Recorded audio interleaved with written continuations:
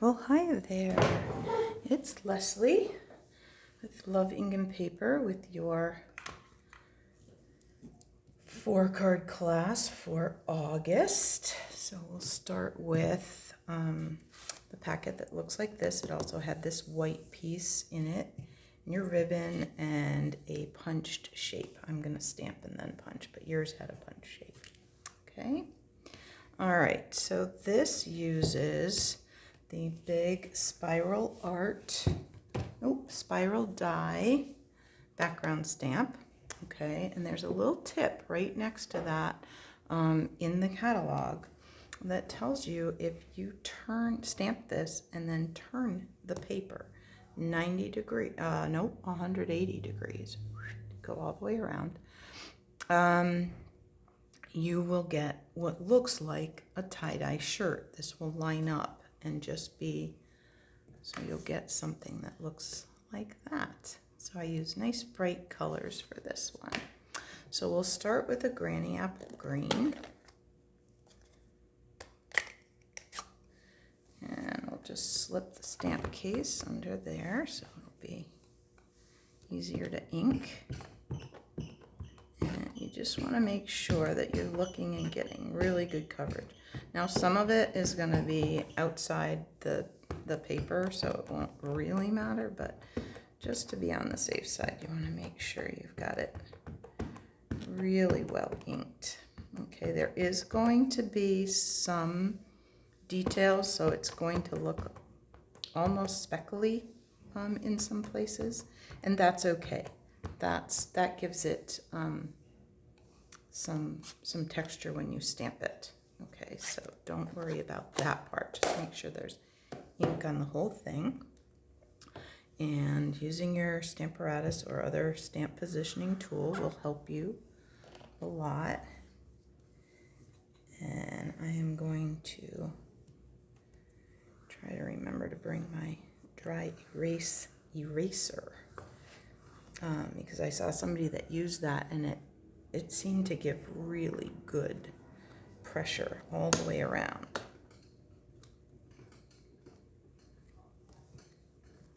So let's see, how do we do? Well, we got a little issue over here, so let's see if we can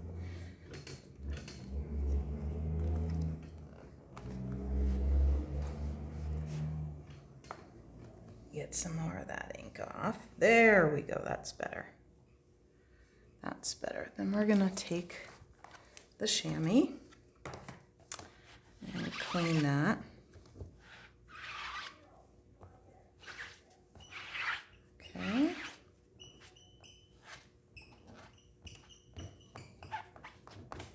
Clean that all up.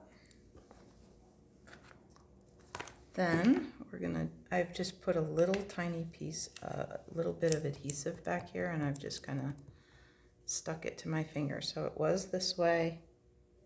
I'm gonna just turn it 180 degrees, and then I've made a line so that I know where to line this back up. Okay, like that, stick it onto that. Now we'll take our second color, which is Coastal Cabana. You could do this with any colors that you have, any two colors that you think would look really good together. Make a really fun card. There we go.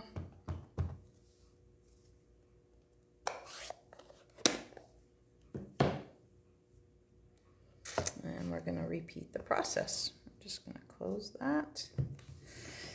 Give it a good press.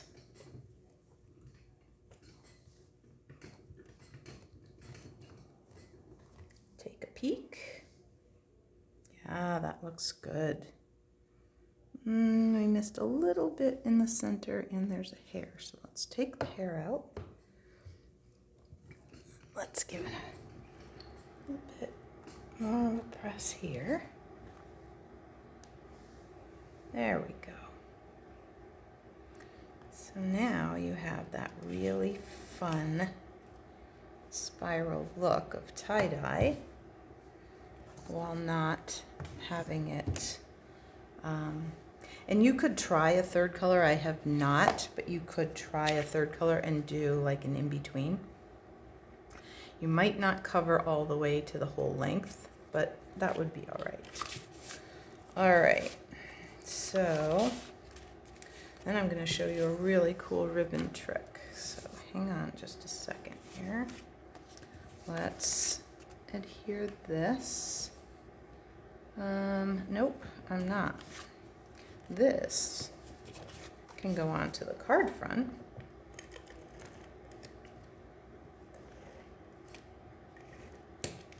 Now I get asked a lot, does it matter when you fold?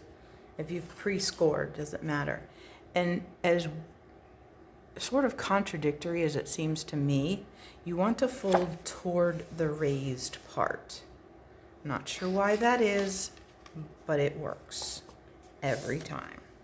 So you get a nice fold, and then you can use your bone folder to just give that a good crease. Okay, then we'll put on this layer, the Coastal Cabana layer, onto the Granny Apple green base. Definitely not garden green. Okay, so let me show you the ribbon trick. So the first thing you're gonna do is take your ribbon and kind of find the middle, okay, and cut it in half. Then you're gonna make a loop out of each side. Now, if you've ever put string through the hole in a tag or something and then tucked the ends through the loop to fasten it on there, that's sort of what we're doing. So let me just show you. So now I've got my 2 loops, okay? So one loop is gonna do all the work and one loop is just gonna sit there and look pretty. So the one that's just sitting there, I tend to hold in my non-dominant hand, which for me is my left. If you're left-handed, you would reverse this. So I'm going to take my other loop, I'm going to go through here, okay, I'm going to take these ends and go through the loop that just went through. Okay, remember, this one's doing all the work. This one is just sitting there looking pretty. Then you're going to kind of pull those in opposite directions like that. So now what you've done is attached those 2 together, and now you have 2 ends on either side. Okay, and you can pull them apart a little bit so you can have your ends a little separated. Okay, so I'm going to have my knot not exactly in the center because I want to have room for my greeting, so I want my knot over a little bit. I pulled this one tighter than I did this other one. This other one I kept pretty loose. All right, so I'm going to just put a little adhesive down the sides on the back so that I can kind of start getting this tucked where I want it and anchor those ends. But see how I can separate that? And this sheer pool party ribbon is really, really pretty. There, see that? That one's a little long. Let's just trim that off. We don't need all that bulk. Now, if you're one of those people that keeps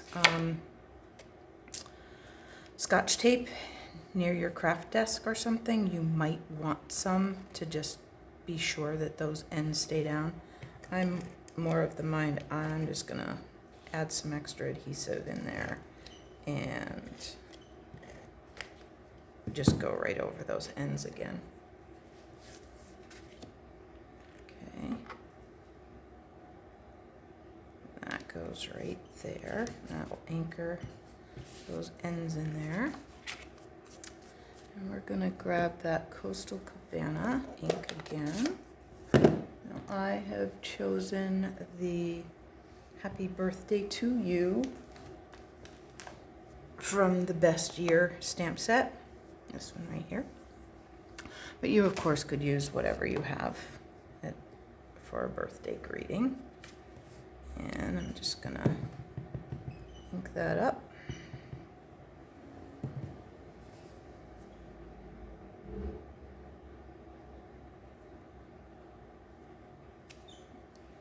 And I'm going to leave that open because after I punch it with the tailored tag punch,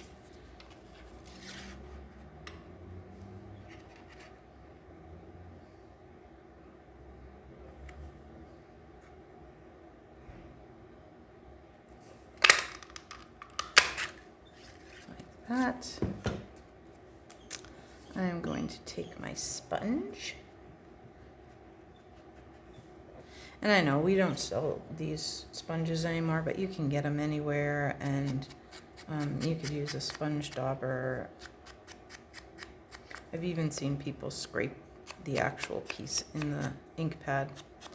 I don't happen to have very good luck getting the look I want doing that, but you could try it. There. Okay. So we can close that up. Grab some dimensionals. Oh, I have that nice edge piece. Put that over here. Grab a couple of these.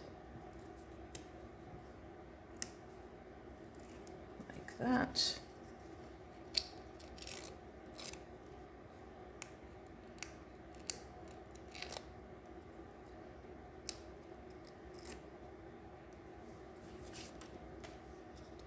And put this on your card.